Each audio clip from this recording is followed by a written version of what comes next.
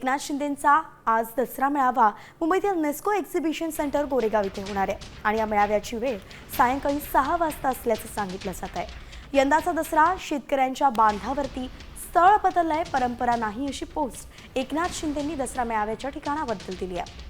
तर मेळाव्यातून राज्याचे उपमुख्यमंत्री एकनाथ शिंदे आणि शिवसेनेचे इतर नेते नेमकी काय घोषणा करतात याकडे सगळ्यांचं लक्ष आहे। याआधी मेळाव्याचं ठिकाण आझाद मैदान ठरलं होतं, पण पावसामुळे मैदानात चिखल झाला आणि त्यामुळे ठिकाण बदलण्यात आलं।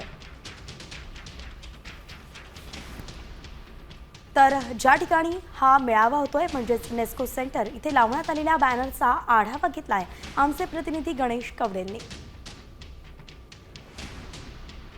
शिवसेनेचा दसरा मेळावा गोरेगाव येथील नेस्को सेंटर या ठिकाणी पार पडताना पाहायला मिळतोय। तर दुसरीकडे उद्धव ठाकरे यांचा मेळावा आहे तो शिवाजी पार्क या ठिकाणी पार पडताना पाहायला मिळणार।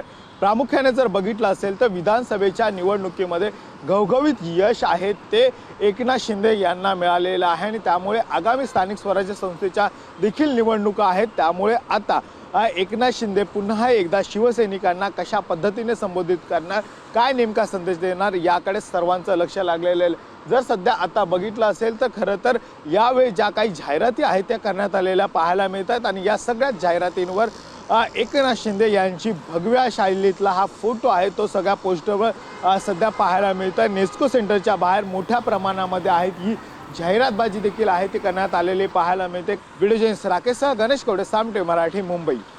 आता isakal.com आहे देशातील नंबर 1 ची मराठी न्यूज वेबसाईट। प्रत्येक अपडेटसाठी isakal.com ला नक्की भेट द्या।